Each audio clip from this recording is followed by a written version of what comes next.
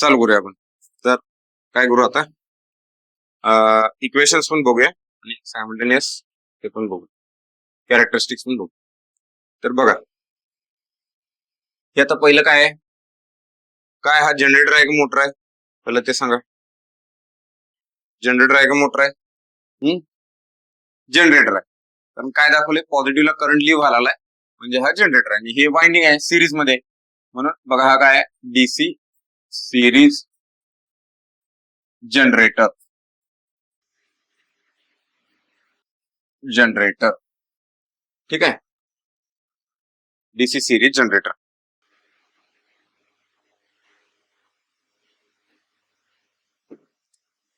आता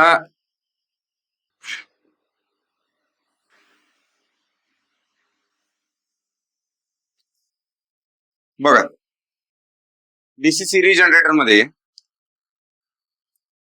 काय काय बघायचं आहे आपल्याला. हे जे आहेत, हे लक्षात घ्या, हे ब्रशेस आहेत दाखवलेले, पॉझिटिव्ह निगेटिव्ह. हा आर्मेचर रेजिस्टन्स.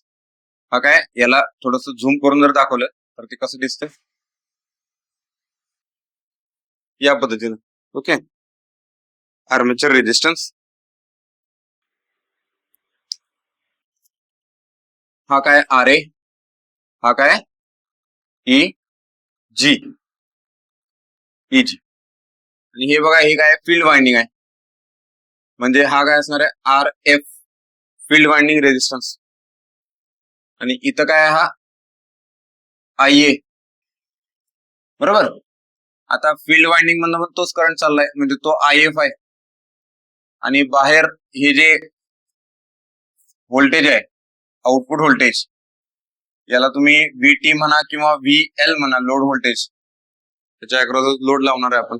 ठीक आहे, तर हे काय असणार, हे आय एल, लोड व्होल्टेज पण तेच आहे. पॅरामीटर्स कळाले, असे एवढे पॅरामीटर्स आहेत त्याच्यातले.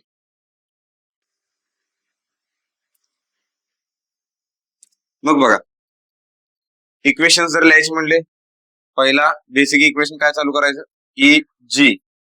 E G is equal to P phi Z N upon 60A.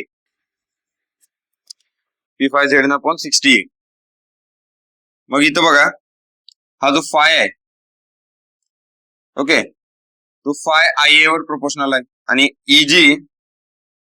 Easy proportional to phi into N. Phi into N, हे एक पहिलं मिळालं मला इक्वेशन. त्यानंतर दुसरं इक्वेशन कुठलं, torque is equal to P phi Z I A upon 2 pi A. 2 pi ए. आता इथं टॉर्क पण बघा, तो टॉर्क आहे, torque proportional to phi I A. Phi I A. पण सिरीज जनरेटर मध्ये phi proportional to I A. Series generator मध्ये phi proportional to I A, बरोबर. मग जर हे दोन्ही मध्ये वापरलं तर बघा, इथं काय दिसतं आपल्याला, हे जर हे इक्वेशन याच्यात वापरलं आणि हे याच्यात वापरलं तर काय दिसतंय आपल्याला, E G proportional to I A into N, हे एक मिळालं आपल्याला. आणि टॉर्क काय मिळाला, याच्यावर ना हे इक्वेशन काय लिहिणार मी, torque proportional to I A square. Torque proportional to I A square. ठीक आहे, हे असे त्याचे कॉम्बिनेशन मिळतात आपल्याला इक्वेशनचे. मग बघा अजून, इजी इज इक्वल टू काय लिहिणार मी आता, E G is equal to V L plus I A R A plus R F, field winding. ठीक आहे, सिरीज मध्ये दोन्ही रेजिस्टन्स, दोघांची ऍडिशन होणार. आणि आय ए सेम जाणारा करंट आहे त्यातनं, तोच लोड करंट आहे, तोच फील्ड करंट आहे. ठीक आहे, इथं आपण हे पण म्हणू शकतो IA is equal to IL is equal to IF, कारण हा सिरीज जनरेटर आहे. ठीक आहे, हे असं इक्वेशन आलं. आता बघा, आता याला यातल्या आपल्याला कॅरेक्टरिस्टिक्स बघायचे. आता पहिली कॅरेक्टरिस्टिक्स आहे यातली, म्हणजे हे बघता बघताच बघायचं. First characteristics,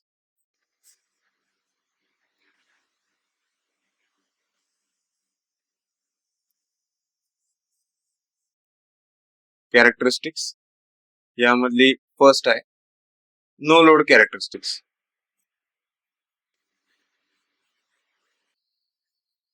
no load characteristics. आता नो लोड कॅरेक्टरिस्टिक्सला मॅग्नेटायझेशन कॅरेक्टरिस्टिक्स नाव पण बघा. मॅग्नेटायझेशन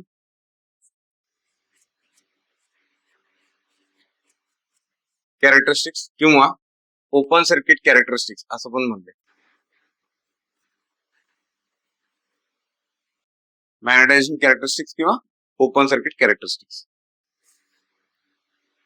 मॅग्नेटायझेशन कॅरेक्टरिस्टिक्स किंवा ओपन सर्किट कॅरेक्टरिस्टिक्स हे असं म्हणलंय.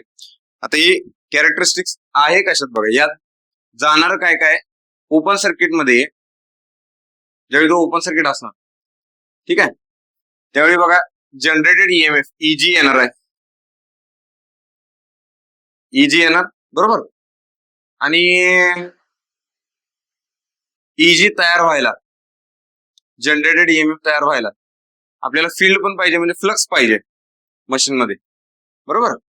फ्लक्स पाहिजे म्हणल्यावर फील्ड करंट पण येणार. आता इथे फील्ड करंट आणि हे सगळं सेमच आहे. फील्ड करंट, आर्मेचर करंट आणि लोड करंट सगळं सेमच आहे. ठीक आहे.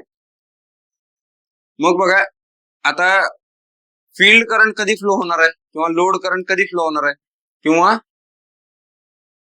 आर्मेचर करंट कधी फ्लो होणार आहे, ज्यावेळी इथं इलेक्ट्रिकल लोड लावणार त्याच वेळी.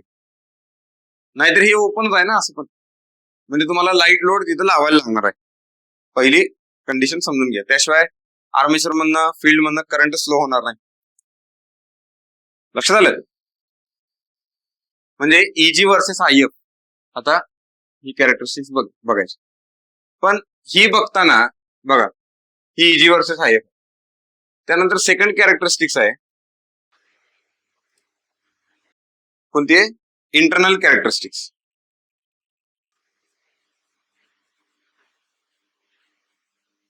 Internal characteristics. आता ही इंटरनल कॅरेक्टरिस्टिक्स काय आहे, EG वर्सेस IA, ठीक आहे, किंवा IL. EG versus IL internal characteristics आहे ही, EG वर्सेस IL. तर मला सांगा, IL पण सेमच आहे, कॅरेक्टरिस्टिक्स मध्ये काय फरक असणार आहे का, सेमच कॅरेक्टरिस्टिक्स आली. EG versus IL, internal characteristics आणि मॅग्नेटायझेशन कॅरेक्टरिस्टिक्स सेम झाली. आणि तिसरी आहे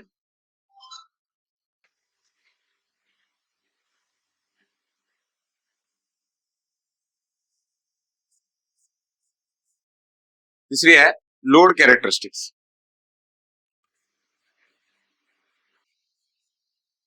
लोड कॅरेक्टरिस्टिक्स. आता लोड कॅरेक्टरिस्टिक्स म्हणजे लोडचे पॅरामीटर्स कोणते कोणते आहेत, VL versus IL, VL versus IL. ठीक आहे, म्हणजे या तीन गोष्टी बघायच्या. तर हे जे लोड कॅरेक्टरिस्टिक्स आहे त्याला बघा एक्सटर्नल कॅरेक्टरिस्टिक्स पण म्हटले. External characteristics, external characteristics. Okay. हा, आता बघा, आता आपल्याला काय शोधायचं, त्यांच्यात रिलेशन काय आहे, EG आणि IL मध्ये रिलेशन काय आहे हे बघायचं. बघा आता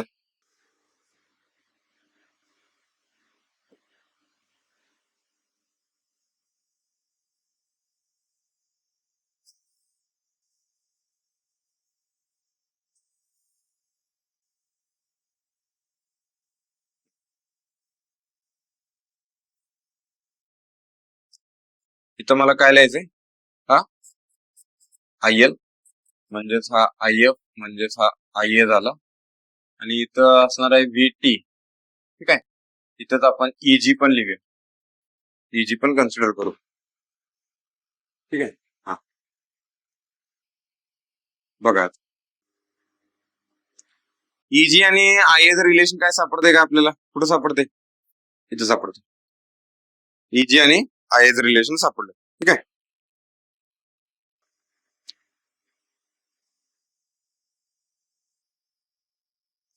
ओके.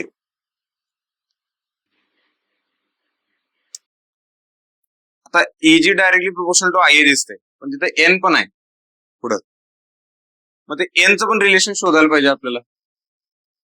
ओके, त्याचं पण काय रिलेशन आहे, तर स्पीडवर काय फरक पडतोय का बघा, लोड करंटचा आणि स्पीडचा काय रिलेशन आहे, काय सापडतंय का तुम्हाला, कुठं सापडतंय बघा जरा. लोड करंट आणि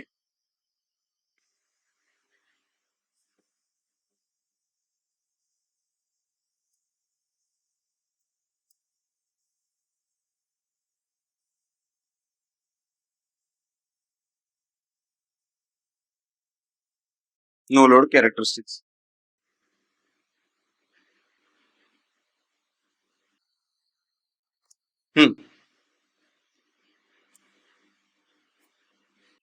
काय सापडतंय का, बर.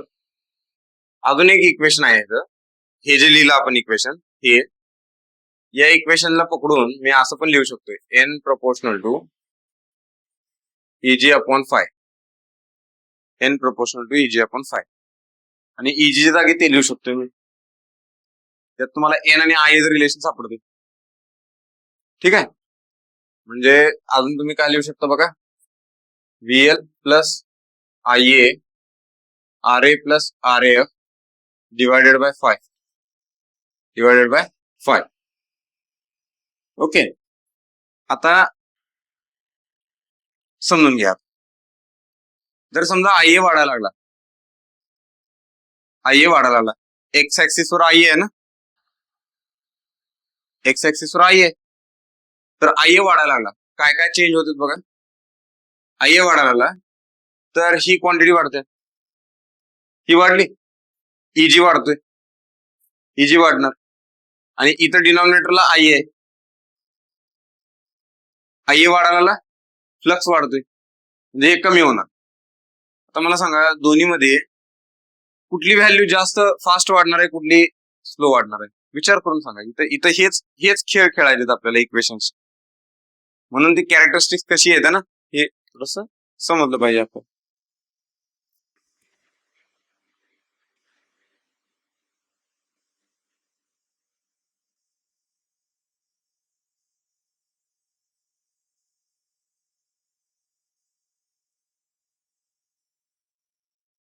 बरं, इजीच आणि एनचं रिलेशन सांगताय मला,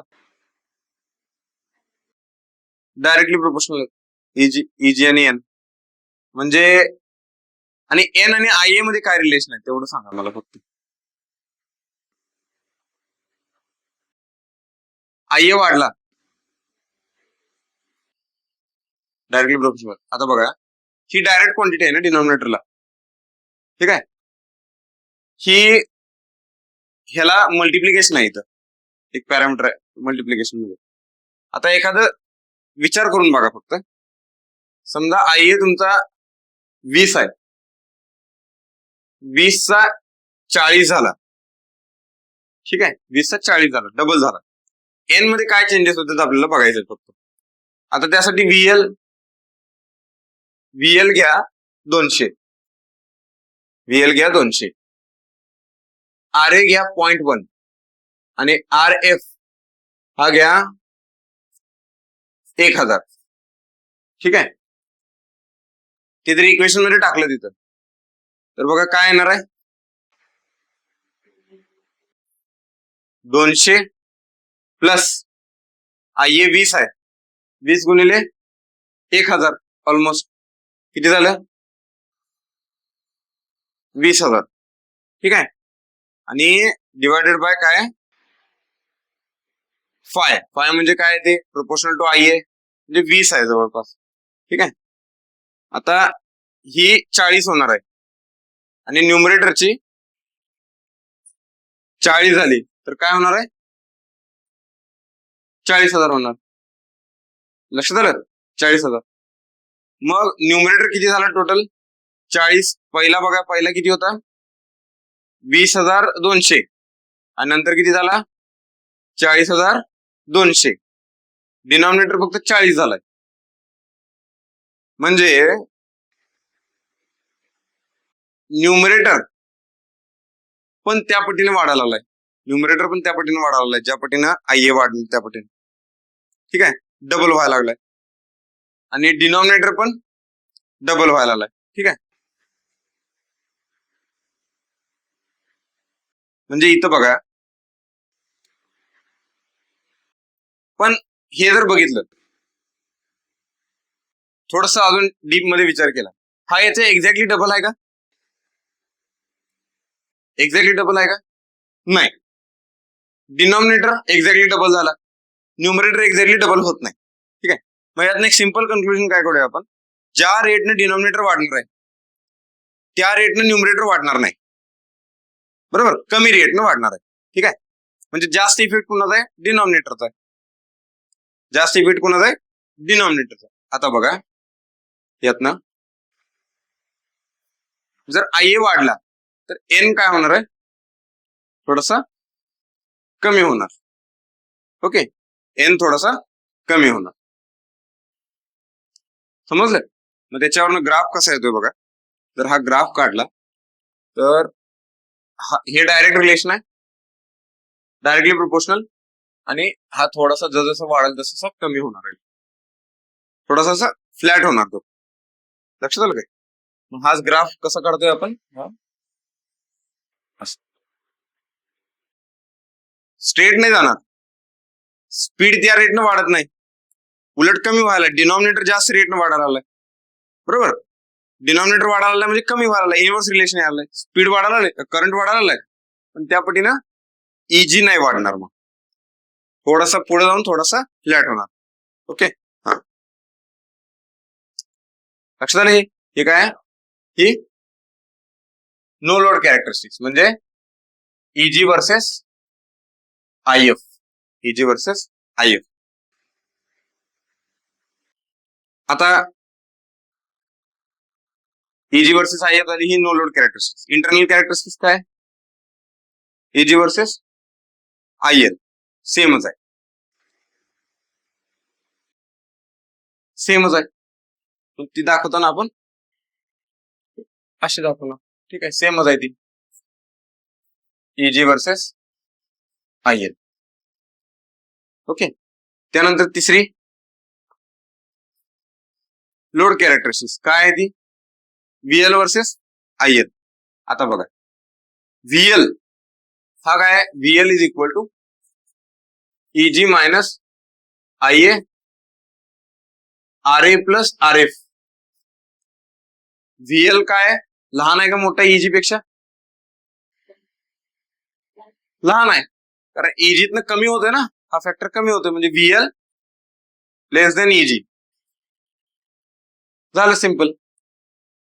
आय एल किंवा आय ए वाढायला लागला तर बघा हा असा येणार, हा काय असणार, व्हीटी किंवा V L versus I L, V L versus I L.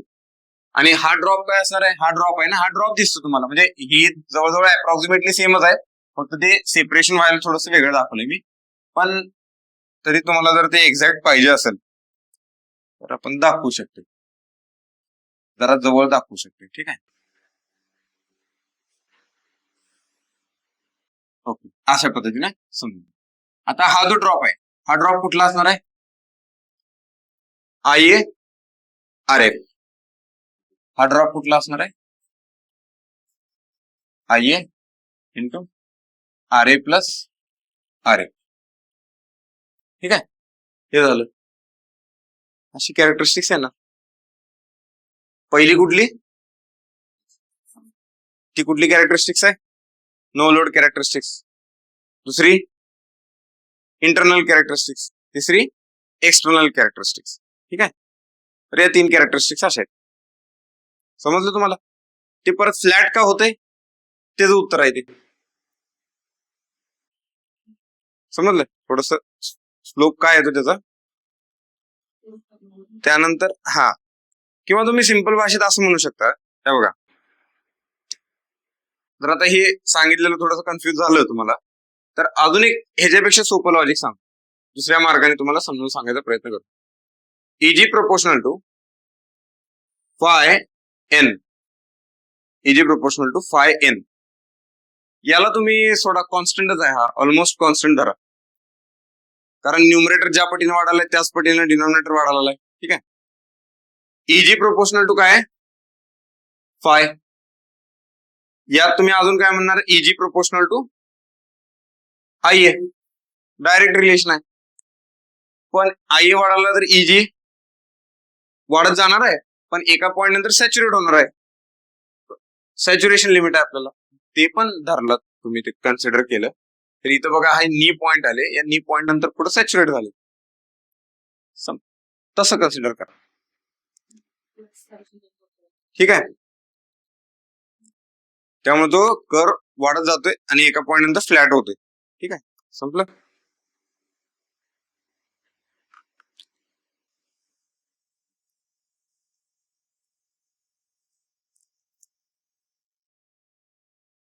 Okay,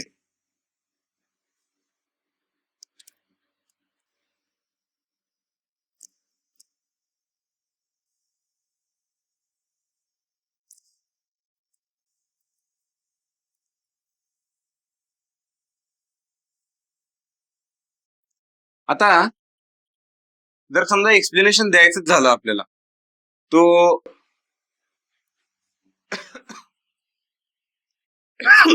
हा ड्रॉप काय कशामुळे यायला, तर काय सांगू शकता जो ड्रॉप कशामुळे येत असेल बरं. एक नो लोड आणि थोडासा लोड लावल्यानंतर जो ड्रॉप यायला, लोड करंट आपण कन्सिडर करायला लागलो, तो कशामुळे येत असेल बरं.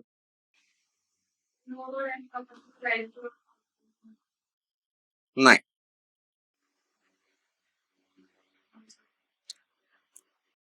इथं व्होल्टेज ड्रॉप यायला ना थोडासा. नो लोड असताना वरचा ग्राफ आला आणि लोड लावला म्हणजे हा बघा, हा काय आपण इजी लिहिले तो, इथं काय व्हीटी आहे. ठीक आहे, हे काय इंटरनल कॅरेक्टरिस्टिक्स. हा,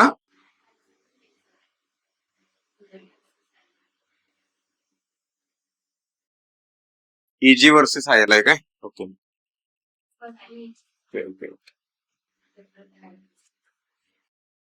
easy versus I L, internal characteristics. आणि हे कुठले, एक्सटर्नल कॅरेक्टरिस्टिक्स. ठीक आहे, पहिला मी बघा, आय एफ करंट आहे, आय एफ म्हणजे फील्ड सेट व्हायला जेवढा करंट लागणार तेवढाच करंट मी त्याला दिला. ओके, त्याच्यामुळं मला कॅरेक्टरिस्टिक्स कुठली मिळाली, ही no load characteristics, no load characteristics मिळाली. ठीक आहे, आणि इंटरनल कॅरेक्टरिस्टिक्स बघताना मी आय एल बघायला, हा ते जवळपास सेमच आहेत, आय एफ आणि आय एल सेमच आहेत, पण थोडस विचार करा काय, थोडस हाय तुमच्याकडनं उत्तर एक्सपेक्टेड आहे, मला मिळेल ते जरासं मी तुम्हाला तिथपर्यंत घेऊन गेल्यानंतर. लोड करंट जर वाढायला लागला किंवा लोड लावला आपण, तर इजी मध्ये थोडासा ड्रॉप झालाय. मला कशामुळे ड्रॉप झाला असावा तो, मी अजून तुम्हाला थोडस पटवून देतो. ह्यामध्ये काय तर रिलेशन आहे का बघा. लोड लावल्यानंतर त्यातले कुठलं पॅरामीटर डिक्रीज होतोय, स्पीड. स्पीड ठीक आहे, बरं अजून नाही, अजून दुसरा कुठला पॅरामीटर आहे आपण शिकलोय त्यातलंच मागच्या लेक्चरला. लोड करंट फ्लो व्हायला लागला तर फ्लक्स डिक्रीज होतोय का, because of armature reaction. Load flow व्हायला लागला. इफेक्ट ऑफ आर्मेचर रिएक्शन काय? Demagnetization. Net effect of armature reaction demagnetization. Demagnetization म्हणजे फ्लक्स कमी व्हायला लागलाय. फ्लक्स कमी झाला तर इजी थोडासा स्लाइडली डिक्रीज होतोय. आता तो जो आर्मेचर रिएक्शन आहे तो कशामुळे? आयए मुळे आहे ना. आयए किंवा लोड करंट. लोड लावल्यानंतर आर्मेचर करंट फ्लो होणार, लोड करंट फ्लो होणार, ते आला त्यात. आर्मेचर करंट आला की थोडासा ड्रॉप होते. तर त्याला जर ड्रॉप मला जस्टिफाय करायचा असेल तर बिकॉज ऑफ आर्मेचर रिएक्शन. समज? ओके. आता बघा पुढं.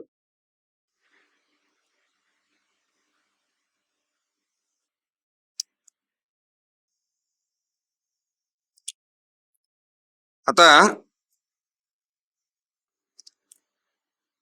जो सिरीज जनरेटर आहे, आपण जो आता बघत होतो सिरीज जनरेटर, हा व्होल्टेज बुस्टर म्हणून पण त्याला वापरतात. व्होल्टेज बुस्टर म्हणून. बघा काय असतं हे.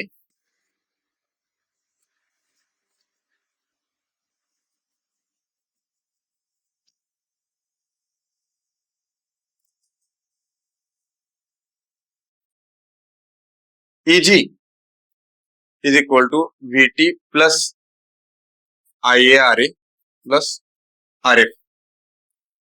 ओके. हे असं रिलेशन आहे. ठीक आहे. आता जर IA वाढायला लागला तर बघा EG पण वाढतोय. ठीक आहे.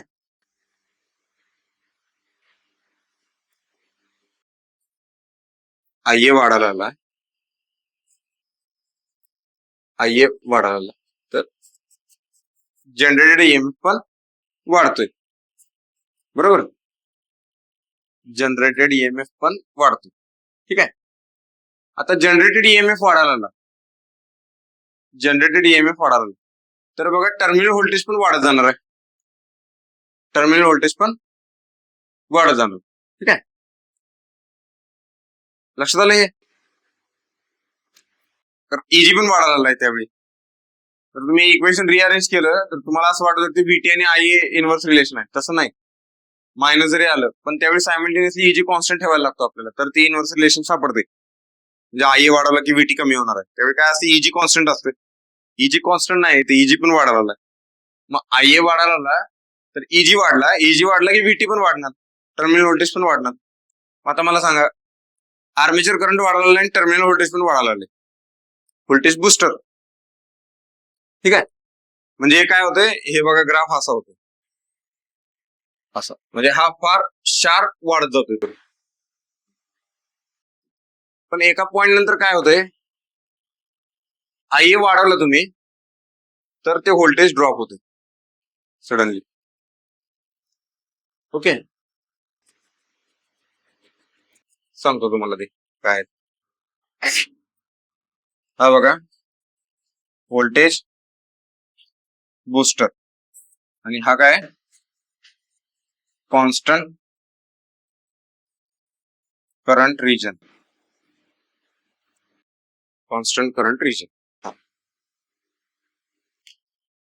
आता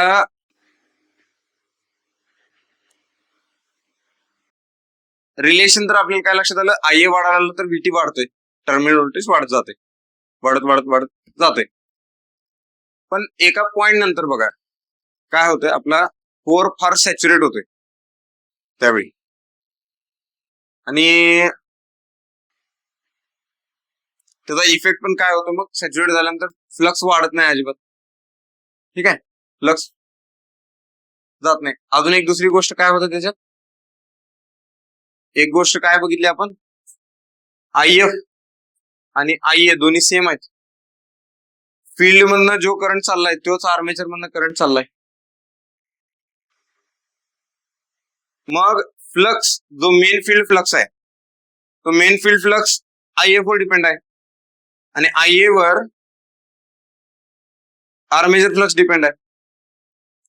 आता बघा, ज्यावेळी तुम्ही IA वाढवायला त्यावेळी काय व्हायला लागले, IA वाढवा लागलाय, त्यावेळी आर्मेचर फ्लक्स वाढायला लागलाय आणि मेन फील्ड फ्लक्स पण वाढायला लागलाय, पण दोन्ही एकमेकांना काय करतात, अपोज करतात तिथं आर्मेचर रिएक्शन त्याची. ठीक आहे, मग काय होणार, अजून कोर सडनली डिमॅग्नेटाइज होते पूर्णच. मग इजी प्रपोर्शनल टू फाय आहे. फाय जर सडनली रिड्यूस व्हायला लागला जास्त एकदम एका पॉइंट नंतर, थ्रेशोल्ड पॉइंट नंतर, ठीक आहे, त्यावेळी इजी पण ड्रॉप व्हायला चालू होतो. इजी पण ड्रॉप व्हायला चालू होतो आणि तो या पॉइंट नंतर सडनली ड्रॉप होतोय पूर्ण. समजलं, लक्षात आलं हे. त्यामुळे ते व्होल्टेज डिक्रीज होते तिथं.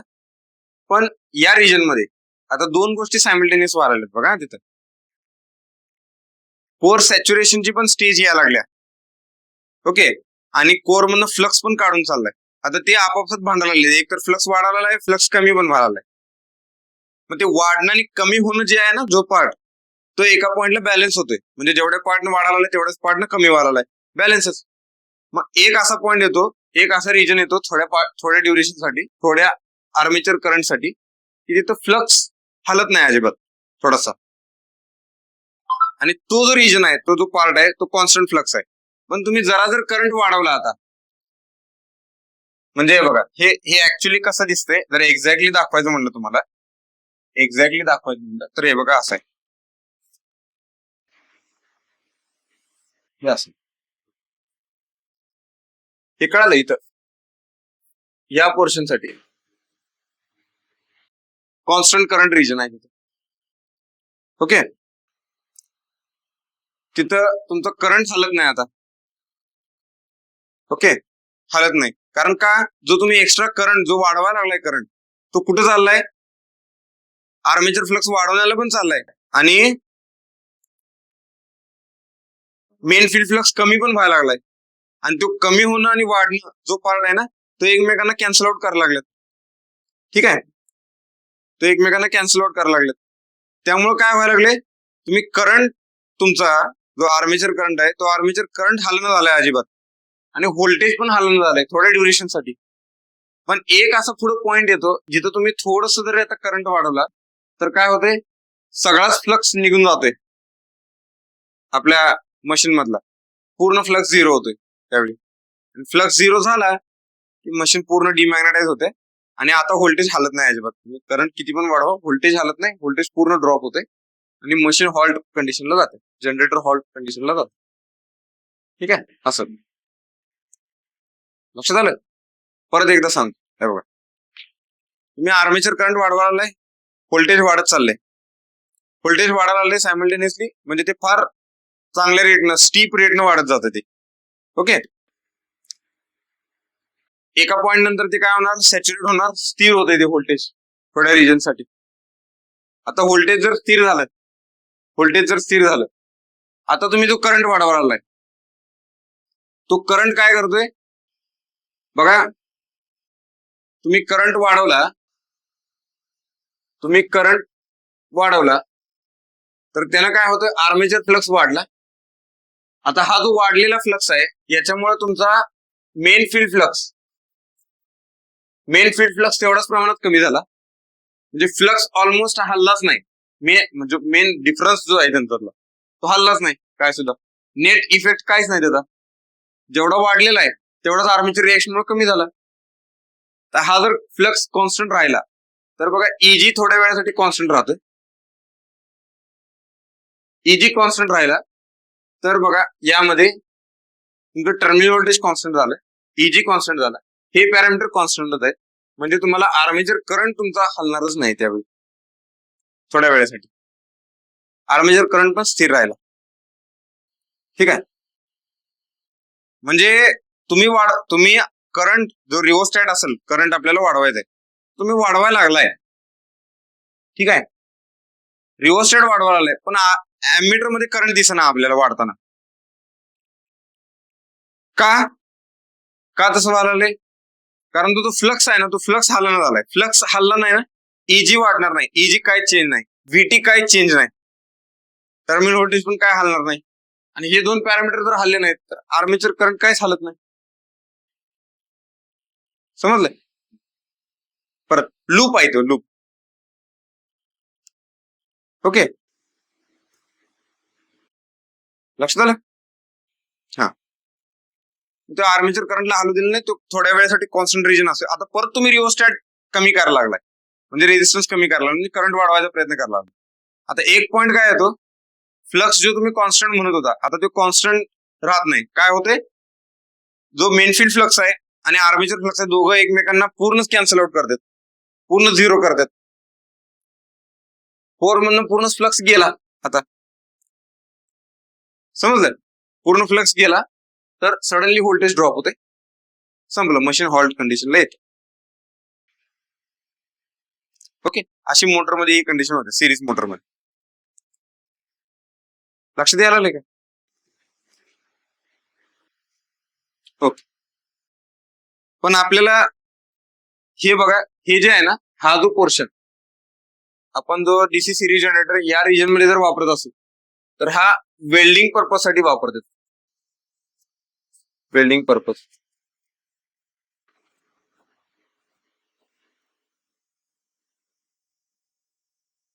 हा, कारण काय होते या रिजन मध्ये बघा, तुम्हाला करंट थोडासा कॉन्स्टंट मिळतो. या रिजन मध्ये करंट कॉन्स्टंट असते, पण व्होल्टेज सडनली ड्रॉप होते. जरा करंट वाढला की व्होल्टेज ड्रॉप होते, जरा करंट वाढला की व्होल्टेज ड्रॉप होते.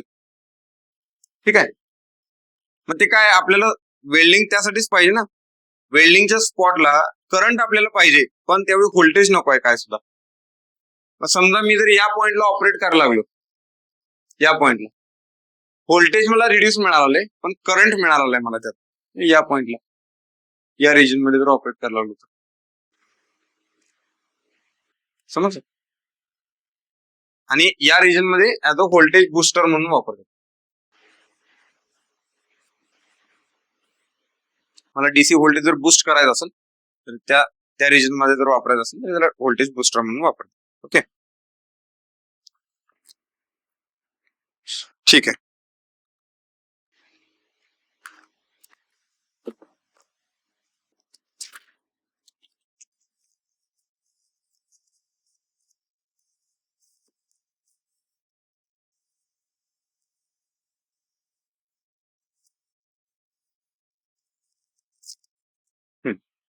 आता बघा पुढं,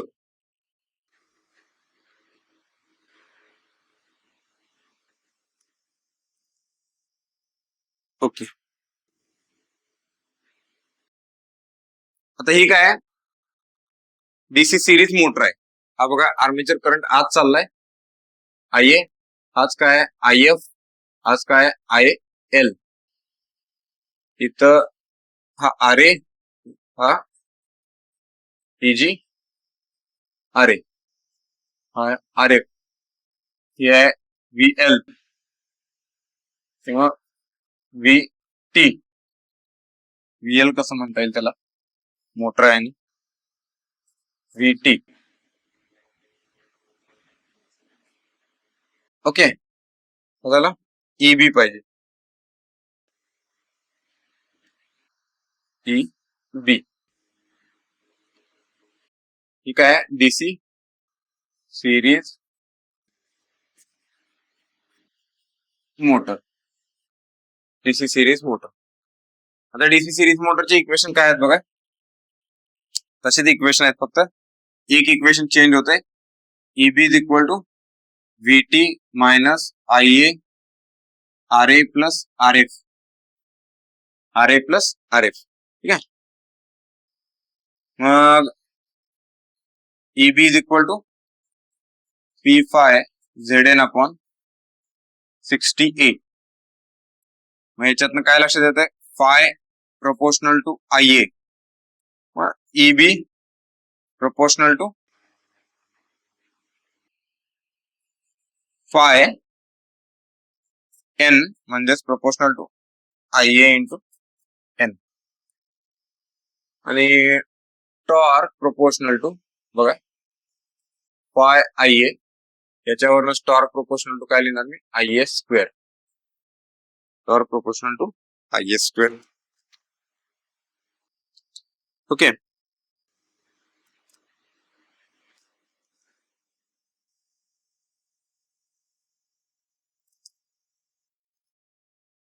ठीक आहे.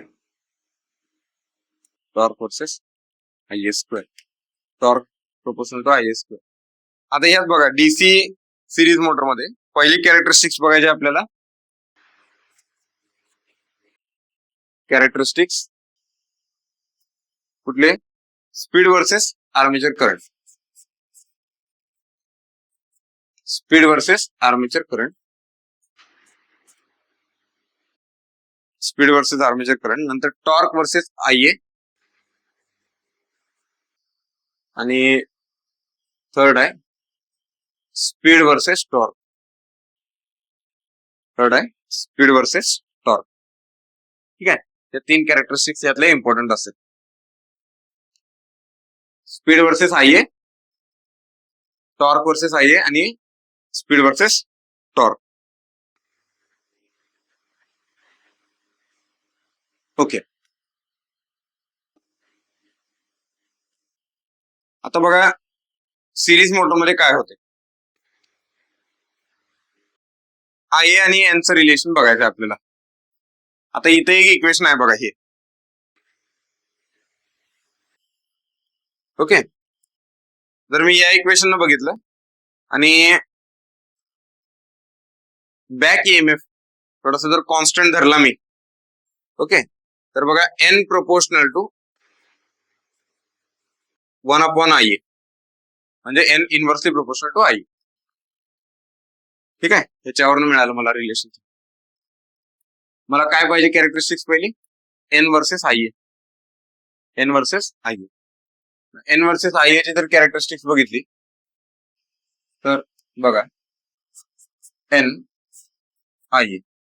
आय ए वाढायला तर एन ड्रॉप होतो असं.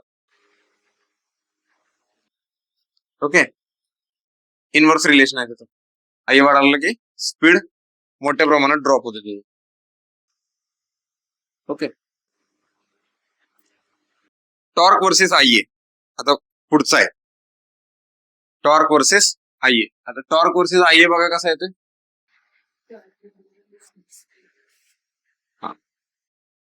आय ए स्क्वेअर आहे ना. टॉर्क डायरेक्टली प्रोपोर्शनल म्हणजे टॉर्क वर्सेस आय ए. इथं ही कॅरेक्टरिस्टिक्स असे टॉर्क आणि आय ए, पण आपलं रिलेशन काय आहे, torque versus torque, torque proportional to I A square. हा आला असं फार शार्प राईज असतो तुझा, पण थोड्या वेळेसाठीच असतो तो, नंतर नाही. कारण का, जो टॉर्क प्रोपोर्शनल टू फाय आहे हा कॉन्स्टंट होते. नंतर करंट वाढवायला, फ्लक्स वाढवायला एक सर्टन लिमिट आहे ना, आणि या पॉइंट नंतर टॉर्क प्रोपोर्शनल टू फक्त आय ए होते. समजलं का. यस. After saturation. लक्षात आलं. आता टॉर्क आणि स्पीड मध्ये काय कॅरेक्टरिस्टिक्स, काय रिलेशन आहे टॉर्क आणि स्पीड मध्ये. समजा इथं स्पीड असेल, इथं टॉर्क असेल. बघा torque directly proportional to I A square आहे आणि speed inversely proportional to I A. काय लिहिणार तुम्ही, speed inversely proportional to torque. मग तो पण काय येतोय, हा असाच येतो. फक्त लक्षात घ्या या दोन ग्राफ मध्ये फरक काय आहे. या ग्राफ मध्ये जर तुम्हाला एक्झॅक्टली डिफरन्स जर दाखवायचं म्हटलं त्यातला, हा ग्राफ असा येणार आहे. ओके. आणि हा ग्राफ असा येणार आहे. काय फरक आहे दोन्ही, फरक सांगा. हा स्टीप डिक्रीज आहे, सडनली डिक्रीज होतोय. तिथं स्लो डिक्रीज आहे, डिक्रीजच आहे पण स्लो डिक्रीज आहे. हे असं का, yes, torque directly proportional to armature current square आहे. म्हणजे हे जे डिक्रीज आहे ना, तुम्ही करंट वाढवला हे डिक्रीज शार्प आहे. डिक्रीज शार्प तर कमी आहे. ओके, हे असं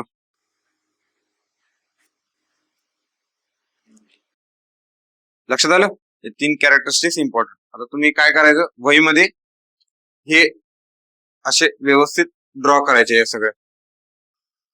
ठीक आहे, डिक्रीज पाहिजे व्यवस्थित ड्रॉ करायचे characteristics.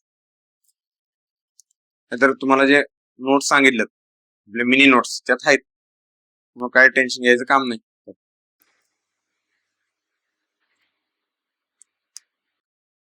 Okay, DC series motor. आता पुढे बघा, पुढे आहे आपले compound machines. Okay,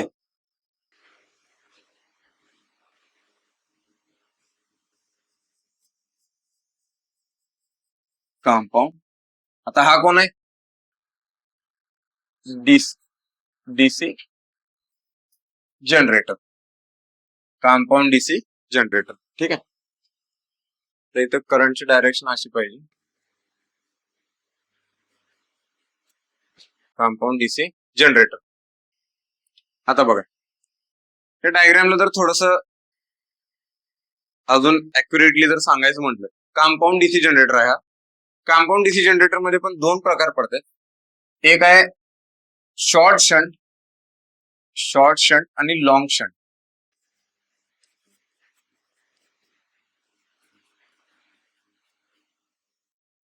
short shunt आणि लॉंग शंट. मला वाटतं लॉंग शंट आहे का पुढं, हा इथं आहे बघा. हा, हे नको होते.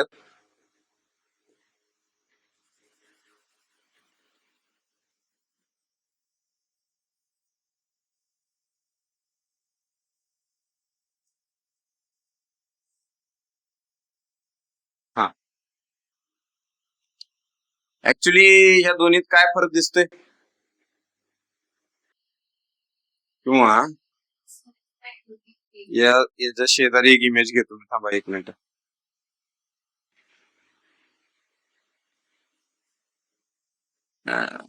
तो 15A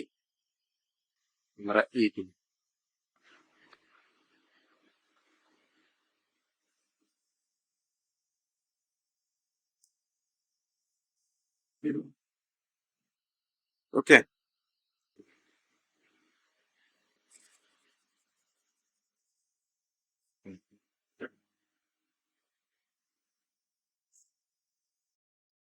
बघा काय फरक आहे,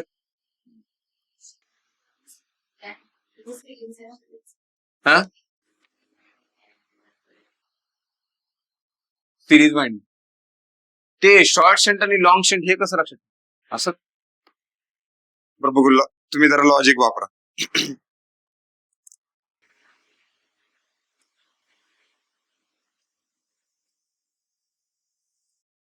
ती नावं कशी जस्टिफाय करा ते. बर, मग त्याला असं का म्हणले शॉर्ट शंट आणि लॉंग शंट.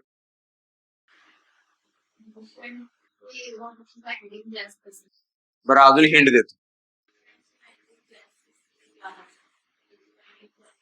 हा, अजून सांगा. हा, बरं, अजून तुम्हाला डायग्राम काढून दाखवतो.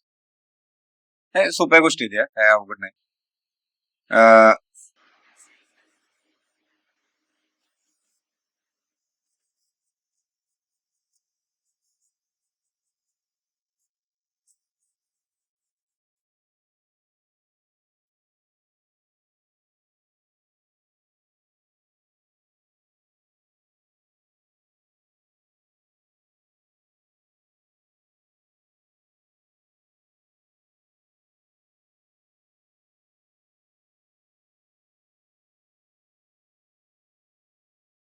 नाव जस्टिफाय झाली.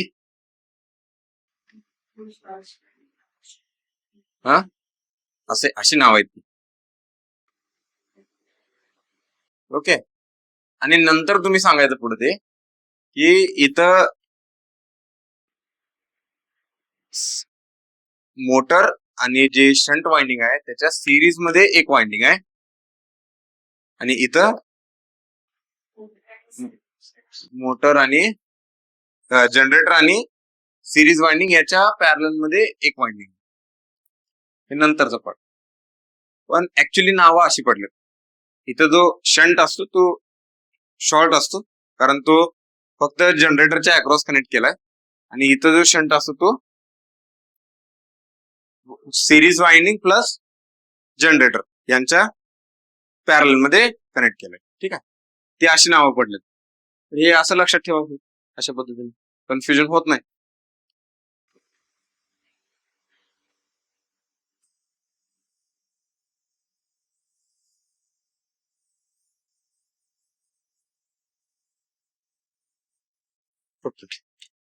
आता बघा, आता कंपाऊंड जनरेटर मध्ये लॉंग शंट आणि शॉर्ट शंट बघितले. याच्यात परत बरं ठीक आहे, ते पुढे सांगतो मी.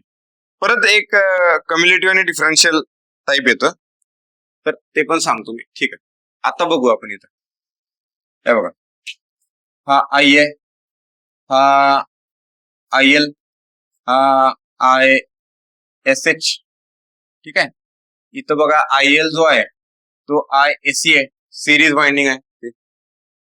हे काय आर एसी, हे काय R S H, R S H. आणि इथं काय बघा, हे R S H, R S C. इथं हे आय आहे, I S H, I L आहे. आणि इथं आर ए म्हणजेच आय एस सी आहे, सिरीज फील्ड वाइंडिंग मधून जाणारा करंट म्हणजेच. तिथं काय आय एल म्हणजे आय एस सी आहे. ओके, आणि इथं जर हे इक्वेशन लिहिलं हा असा इजी अरे, आणि इथं बघा हा पण असं लिहिणार मी इजी आणि हा आर ए, इजी आणि आर ए. आता हे जे इक्वेशन्स लिहूया बघा, काय काय इक्वेशन्स लिहिणार. पहिला लिहिणार I A is equal to I S H plus I L. यालाच तुम्ही काय म्हणा आय एस सी पण म्हटलं तर चालतंय. ठीक आहे, त्यानंतर अजून काय इक्वेशन लिहिणार बघा,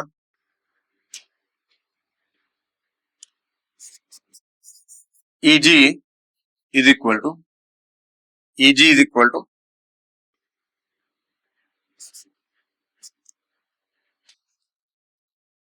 व्हीटी.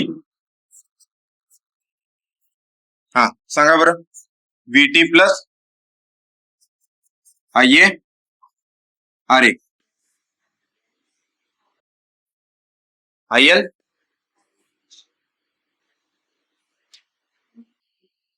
हा बरोबर आहे की, plus I L R R A C.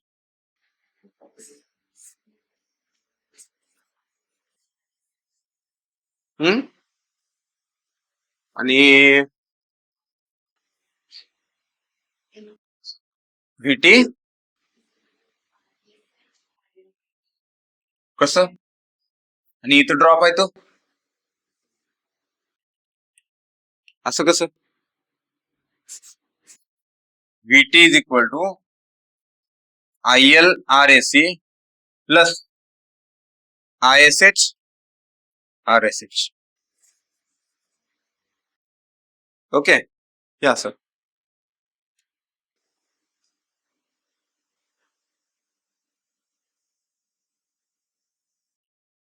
इथं प्लस मायनस, इथं प्लस मायनस.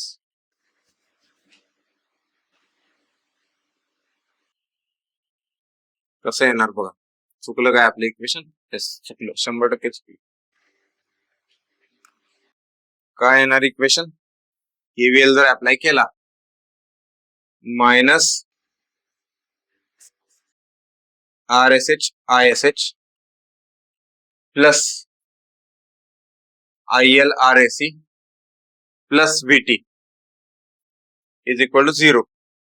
हा म्हणजे काय आलं, V T equal to R S H minus I L R S C.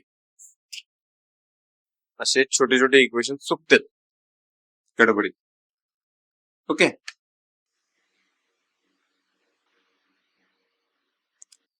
नंतर इथं काय लिहायला सांगा बरं. इथं काय लिहाल, हा I A is equal to plus I L. त्यानंतर इथं आहे V T is equal to V T plus I A R A plus I A R A C. I A R A C, ठीक आहे. त्यानंतर अजून काय लिहिणार, आता इथं बघा V T is equal to I S H R S H, I S H R S H, ठीक आहे. हे अशी इक्वेशन्स लिहायचे. ओके, आता याच्यात काय असतं बघा, इजी, हा E G proportional to phi into n, phi into n. मग इजी असं लक्षात ठेवा, इजी प्रोपोर्शनल टू फाय आहे, म्हणजे phi S H plus minus phi S C. Total phi आहे ना, phi S H plus phi S C. Okay, हा total phi. तिथं प्लस मायनस काय लिहिलं, तर प्लस कधी, प्लस फॉर कम्युलेटिव्ह वाइंडिंग आणि मायनस फॉर डिफरन्शियल वाइंडिंग.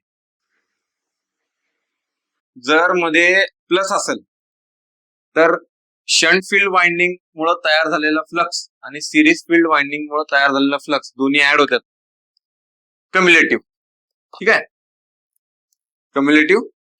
त्यावेळी काय म्हणणार तुम्ही, कोणती मोटर आहे ती, cumulative compound DC generator motor. आणि जर ती शॉर्ट शंट मध्ये असेल तर short shunt DC cumulative compound motor.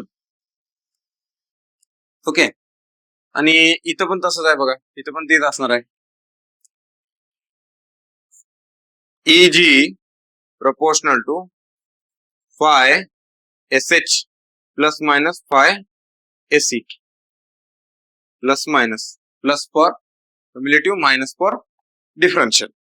Okay, minus for differential. DC compound motor.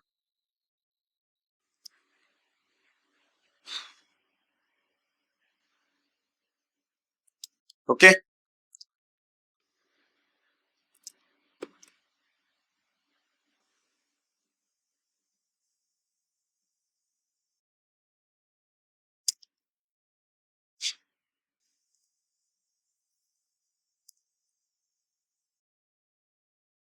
पुढे आता पुढे जर बघायचं म्हणलं आपण कॅरेक्टरिस्टिक्स बघू.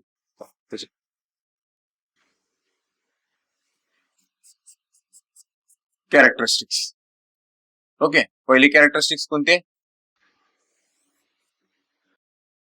पहिली कॅरेक्टरिस्टिक्स कोणते, N versus I A, N versus I A. ठीक आहे,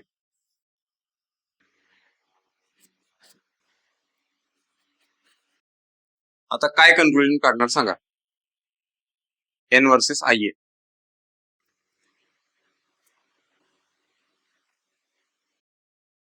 आता तुम्ही ठीक आहे, हे लॉंग शंट शॉर्ट शंट हे बघितलं, पण आता पुरतं याच मोटरचा विचार करा आणि सांगा कॅरेक्टरिस्टिक्स ड्रॉ करताना या दोघांचा विचार करायचा, लॉंग शंट आणि शॉर्ट शंटचा नाही विचार करायचा, या दोघांचा विचार करायचा कॅरेक्टरिस्टिक्स ड्रॉ करताना. ठीक आहे,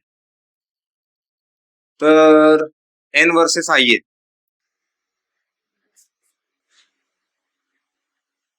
बर, हे बघा, Eg proportional to n into phi. ठीक आहे, n इंटू फाय. आता फाय काय बघा इथं, फाय हा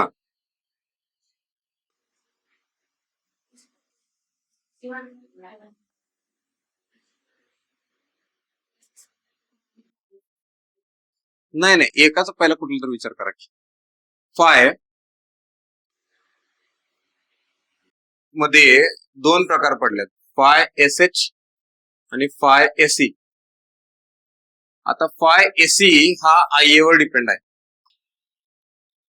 बरोबर. फाय एसी आय वर डिपेंड आहे, हा कॉन्स्टंटच आहे, हा कॉन्स्टंटच आहे. ठीक आहे. आता Eg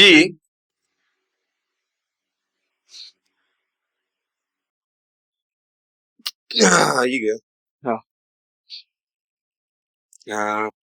काय सांगत होतो तुम्ही, एन. हा, Eg जर कॉन्स्टंट ठेवला आपण, ठीक आहे, तर N inversely proportional to phi, inversely proportional to phi. आता बघा, N inversely proportional to 1 phi S H plus phi S C आणि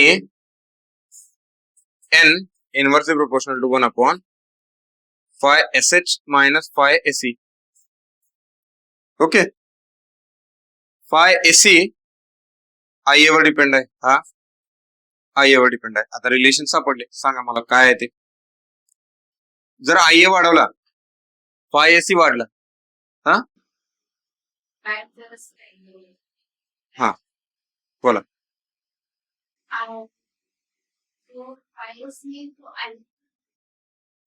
फाय एसी आणि आय एल मध्ये सगळ्यात जास्त वाटा कुणाचा आहे, आय एचा. मग त्यात आय एस एच कॉन्स्टंटच असणार आहे, आय एस एच नाही चेंज होणार. झालं, या आता इथे आय वाढला, फाय एसी वाढणार, फाय एसी वाढणार तर एन कमी होणार. म्हणजे बघा हे असं आलं. ठीक आहे, कुठला मध्ये साईन आहे, हा प्लस, म्हणजे कुठली motor, cumulative motor. Kumu. Okay, हा डिफरन्शियलला सांगा, आय वाढला, फाय एसी, फाय एसी वाढला, फाय एसी वाढला तर फ्लक्स काय झाला, कमी झाला. फ्लक्स कमी झाला तर एन वाढणार, म्हणजे आय वाढला, एन काय होतंय, वाढणार. तो असा वाढतोय.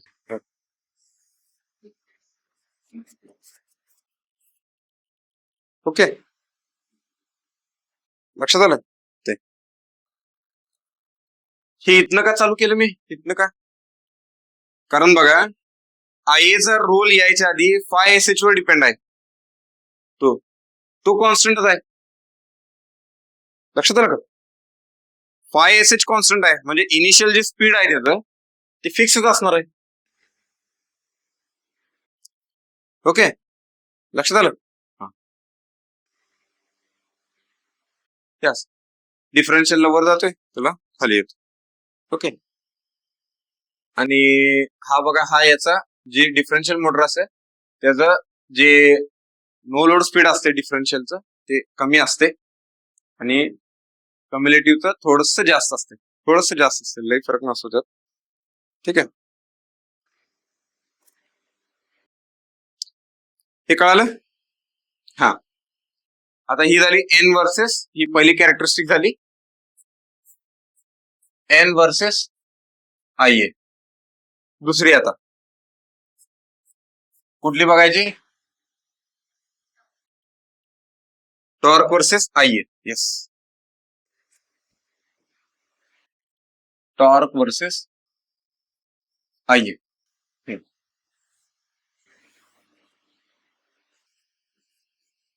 टॉर्क आय ए, हा सांगा. Torque proportional to phi IA, correct? Torque proportional to phi SH plus phi SE IA आणि torque proportional to phi SH minus phi SE IA. तर हे जे आहे ते IA वर डिपेंड आहे, हे जे आहे ते IA वर डिपेंड आहे. ठीक आहे, सांगा बरं आता. हा,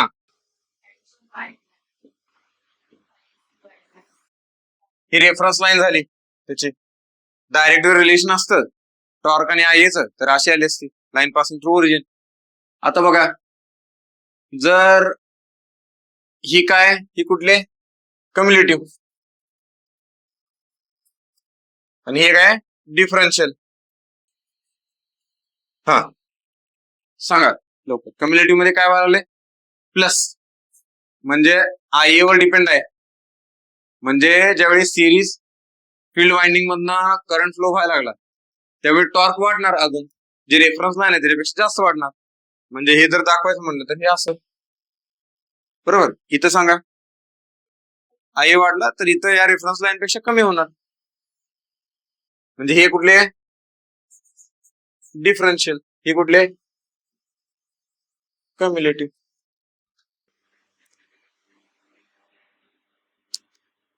ओके, समजलं? सोपं आहे, काय अवघड नाही, इक्वेशन वरूनच लक्ष देते.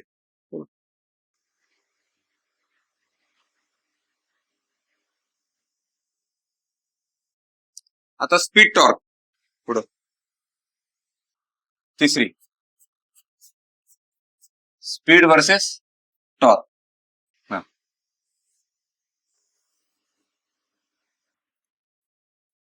सांगा इथं काय काय इक्वेशन मांडायचे. स्पीड वर्सेस टॉर्क म्हणलं की पहिला टॉर्कचं इक्वेशन मांड, पहिला एजीचं इक्वेशन मांड, E G proportional to phi N. ठीक आहे, मग E G proportional to phi S H plus phi S C into N आणि E G proportional to phi S H minus phi S C into N. त्यानंतर torque proportional to phi IA, phi IA, torque proportional to phi SH plus phi SC IA आणि torque proportional to phi SH minus phi SC IA. हे काय कम्युलेटिव्ह, हे आहे differential, हे आहे differential, हे आहे कम्युलेटिव्ह. ओके, सांगा बरं आता रिलेशन काय आहे ते. एन आणि टॉर्क,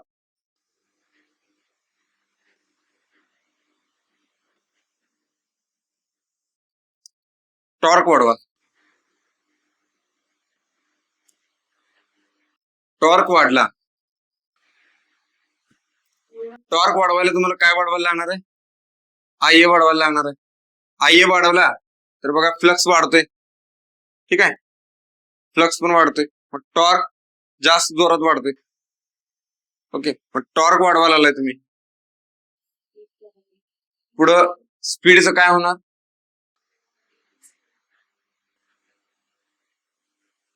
काय रिलेशन लावताय ते.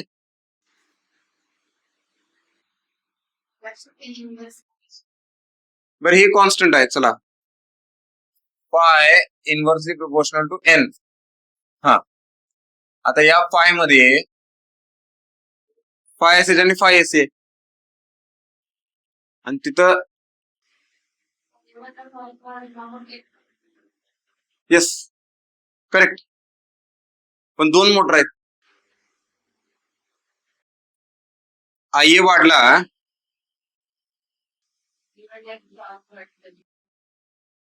आय वाढला की टॉर्क वाढणार, याच्यात फ्लक्स अजून वाढणार, म्हणजे टॉर्क जास्त जोरात वाढणार.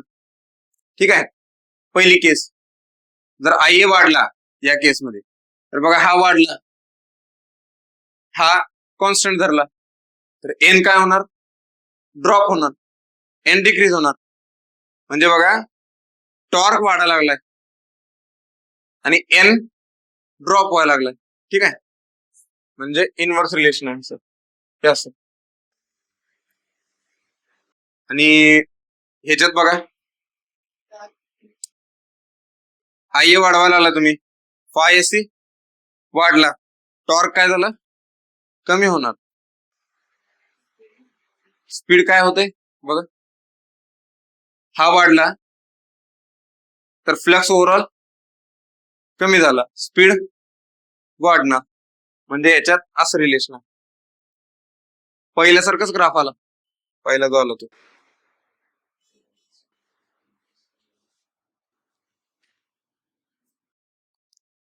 ठीक आहे.